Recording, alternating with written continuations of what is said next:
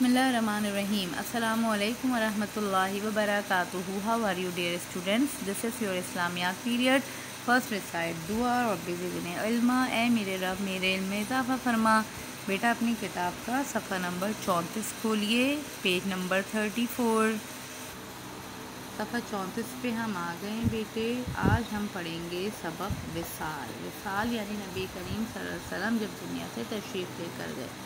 بعثت کی تکمیل. نبی کریم صلی اللہ علیہ وسلم کی بعثت کا مقصد لوگوں کو راہ حق دکھانا تھا. آپ صلی اللہ علیہ وسلم نے اس مقصد کو نہایت کامیابی کے ساتھ پایۂ تکمیل تک پہنچایا. اللہ تعالیٰ نے فرمایا اذا جاء نصر اللہ والفتح ورأیت الناس یدخلون فی دین اللہ افواجا فسبح بحمد ربک واستغفر انہ کان توابا. سورۃ النصر. ترجمہ کیا ہے؟ جب اللہ کی مدد آ پہنچی اور فتح حاصل ہو گئی اور تم نے دیکھ لیا کہ لوگ غول کے غول بہت سارے اللہ کے دین میں داخل ہو رہے ہیں، یعنی اسلام قبول کر رہے ہیں، تو اپنے پروردگار کی تعریف کے ساتھ تسبیح کرو اور اس سے مغفرت مانگو، بے شک وہ بہت معاف کرنے والا ہے. اگلے صفحے پر آئیے. اللہ تعالیٰ کا یہ ارشاد گویا تکمیل دین کمپلیشن آف دین اور حضور صلی اللہ علیہ وسلم کی بعثت کا مقصد پورا ہونے کی طرف اشارہ تھا. اب آپ صلی اللہ علیہ وسلم کا زیادہ تر وقت ذکر الہی میں گزرنے لگا، یعنی غزوات میں گزرا، پھر فتح مکہ ہوئی، اور اب سورہ نصر کی نزول کے بعد نبی کریم صلی اللہ علیہ وسلم کا زیادہ تر وقت ذکر الہی میں گزرنے لگا، کیونکہ لوگ جوق در جوق، غول کے غول بہت بڑی تعداد میں مسلمان ہو رہے تھے اور اسلام کا بول بالا ہو رہا تھا. بیماری کا آغاز. سفر کے مہینے کے آخری دنوں میں حضور صلی اللہ علیہ وسلم جنت البقیع تشریف لے گئے. واپس آئے تو طبیعت ناساز ہو گئی. آپ صلی اللہ علیہ وسلم کے سر میں درد شروع ہوا اور بخار بھی ہو گیا. آپ صلی اللہ علیہ وسلم کی بیماری بڑھتی چلی جا رہی تھی. ان دنوں آپ صلی اللہ علیہ وسلم کا قیام حضرت عائشہ صدیقہ رضی اللہ تعالیٰ عنہا کے حجرے میں تھا. جب تک حضور صلی اللہ علیہ وسلم میں قوت باقی رہی، طاقت رہی، آپ صلی اللہ علیہ وسلم مسجد نبوی میں امامت فرماتے رہے، یعنی نماز کی. جب کمزوری زیادہ بڑھ گئی تو آپ صلی اللہ علیہ وسلم نے امامت حضرت ابوبکر صدیق رضی اللہ تعالیٰ عنہ کو سونپ دی. ایک دن جب مرض میں کچھ کمی واقع ہوئی تو ظہر کے وقت آپ صلی اللہ علیہ وسلم مسجد نبوی میں تشریف لائے. ٹھیک ہے، ظہر کے وقت حضرت ابوبکر صدیق رضی اللہ تعالیٰ عنہ امامت کر رہے تھے. آہٹ پا کر وہ پیچھے ہٹنے لگے، یعنی جب حضرت ابوبکر صدیق کو پتہ لگا کہ نبی کریم صلی اللہ علیہ وسلم تشریف لائے ہیں تو وہ پیچھے ہٹنے لگے کہ اب نبی کریم صلی اللہ علیہ وسلم امامت فرمائیں گے.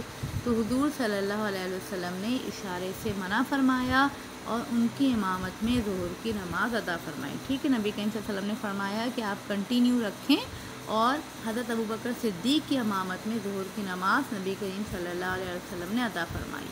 نماز کے بعد حضور صلی اللہ علیہ وسلم نے خطبہ ارشاد فرمایا، اے لوگو، اگر میں نے کسی کا حق مارا ہو تو آئے اور مجھ سے بدلہ لے لے. اگر میں نے کسی کی ہتک کی ہو، یعنی انسلٹ کی ہو، تو اس کا بھی بدلہ لے لے.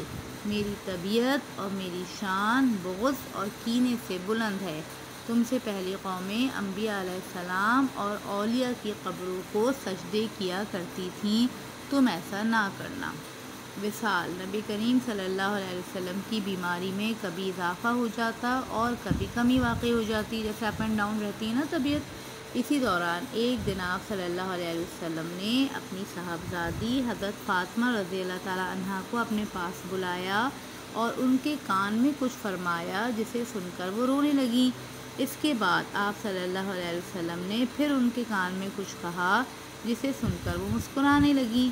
چند دن بعد حضرت عائشہ رضی اللہ تعالیٰ عنہا کے پوچھنے پر حضرت فاطمہ رضی اللہ تعالیٰ عنہ نے فرمایا پہلی مرتبہ حضور صلی اللہ علیہ وسلم نے مجھے اپنے وصال کی خبر سنائی جسے سن کر میں رو پڑی، اور دوسری مرتبہ فرمایا کہ میرے خاندان میں سب سے پہلے تم جنت میں مجھ سے ملاقات کرو گی، یہ سن کر میں خوش ہو گئی۔ 12 ربیع الاول کو پیر کے دن فجر کی نماز کے وقت حضور صلی اللہ علیہ وسلم نے اپنے حجرے کا پردہ اٹھایا تو دیکھا کہ لوگ فجر کی نماز ادا کر رہے ہیں۔ یہ دیکھ کر آپ صلی اللہ علیہ وسلم خوش ہوئے۔ صحابہ کرام رضی اللہ عنہ اجمعین نے بھی بہت خوشی کا اظہار کیا۔ صحابہ رضی اللہ تعالیٰ عنہ کا اگلے صفحے پر آئیے خیال تھا کہ اب شاید آپ صلی اللہ علیہ وسلم کی طبیعت بہتر ہے، لیکن اسی روز مرض میں ایک بار پھر اضافہ ہو گیا۔ نبی کریم صلی اللہ علیہ وسلم کے پاس پانی کا برتن رکھا تھا جس میں وہ ہاتھ ڈال کر منہ پر پھیرتے جاتے تھے۔ بخار کی شدت کی وجہ سے کبھی چادر چہرہ مبارک پر ڈالتے اور کبھی ہٹا دیتے۔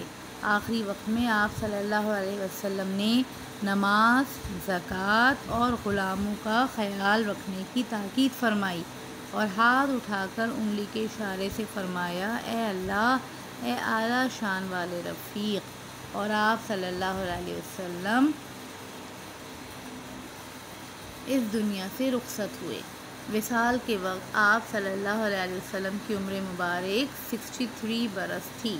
نبی کریم صلی اللہ علیہ وسلم کے وصال کی خبر سن کر مسلمان صدمے سے نڈھال ہو گئے۔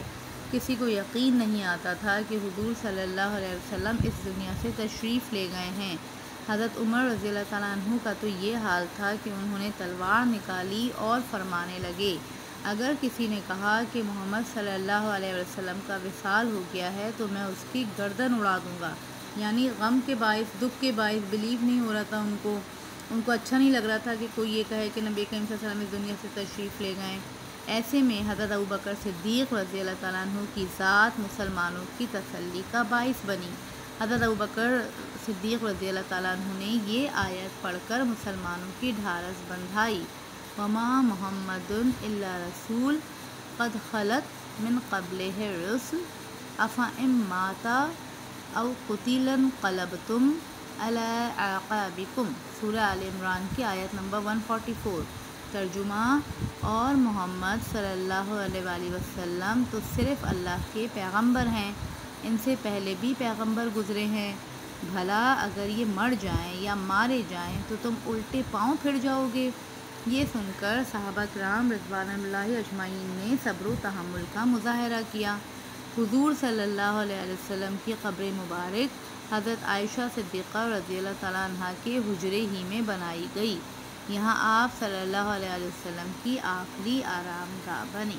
ٹھیک ہے بیٹا، اس سب کو دوبارہ پڑھیے، اپنا خیال رکھیے، نبی کریم صلی اللہ علیہ وسلم کی سنتوں پہ عمل کیجیے۔ جزاک اللہ خیراً کثیرا۔ السلام علیکم ورحمۃ اللہ وبرکاتہ۔